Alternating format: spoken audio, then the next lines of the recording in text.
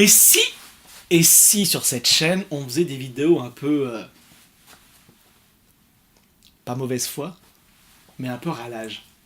Je pense que ça ne va pas se dire râlage. Alors, ça va être court, mais je me dis qu'après tout, voilà, on fait des longues vidéos de 20 minutes, des éditos, etc.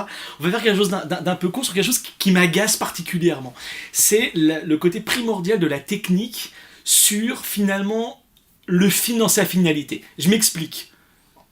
Non pas que la technique soit pas importante, j'adore ça aussi et je pense que voilà, elle est primordiale et ce serait contre-productif de ma part de vous dire non, on va pas parler de technique, il faut juste parler de cinéma. Les deux, en tout cas dans le monde de l'animation et dans tout, même dans le cinéma de la prise de vue continue, finalement s'intègrent l'un l'autre. C'est-à-dire que d'un seul coup, l'un va aider l'autre et puis l'autre aussi. Et puis ils vont d'un seul coup communiquer pour permettre de faire un film. Et en animation, bien évidemment, il n'y a rien de plus extraordinaire qu'un film de George Schwitzgebel, évidemment, dont la technique induit énormément l'histoire et de la manière dont il raconte l'histoire. Donc l'idée évidemment n'est pas d'aller l'un contre l'autre. Mais il y a quelque chose qui m'agace et qui s'est trouvé cristallisé dans un film qui s'appelle La Passion Van Gogh, Loving Vincent, qui est sorti il n'y a pas si longtemps que ça.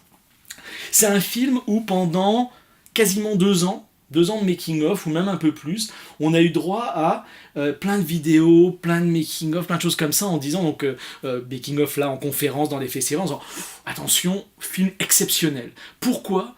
Parce que, d'un seul coup, on inventait pour eux une manière d'animer les choses.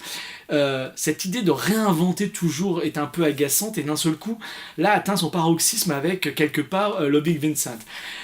Soi-disant le fait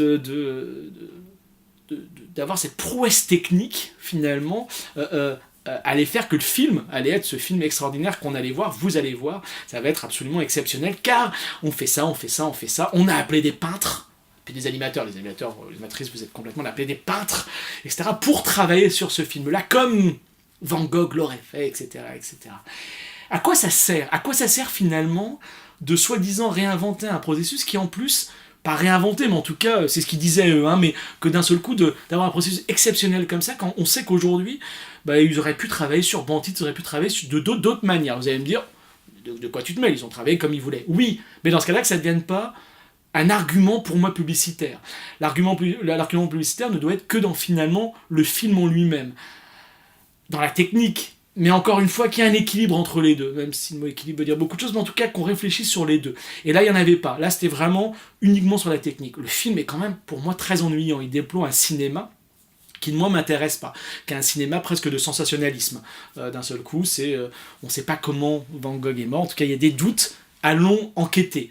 Et le problème, c'est que l'enquête se fait comme, je trouve, une mauvaise émission TF1, France 2, enfin, je sais pas la télé, mais ce genre de choses, voilà, où d'un seul coup, on a des interviews de gens au débeauté comme ça. Alors, vous pensez quoi de Van Gogh il s'est bourré la gueule hier soir et tout. Oui, alors je comprends pas, parce qu'il fait rarement ça, etc. Et on est pour moi dans un mauvais cinéma qui contrebalance avec justement une envie de raconter quelque chose, une envie de développer une manière de faire des films.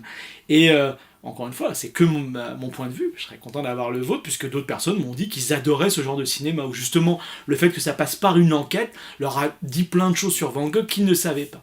Donc c'est vraiment très personnel, mais justement, cet enjeu de critique cinématographique, j'aime ce cinéma-là, j'aime pas ce cinéma-là, me paraît passionnant et me paraît surtout primordial de remettre ça en avant dans le monde de l'animation. Donc la technique, oui, je suis ravi qu'elle soit présente, mais que finalement elle ne peut pas et elle ne doit pas confisquer le regard critique cinématographique qu'on a sur un film. Et je pense que, vu les longs métrages qui vont sortir dans les prochaines semaines, dans les prochains mois, on va pouvoir reparler finalement de cette problématique entre technique et point de vue cinématographique.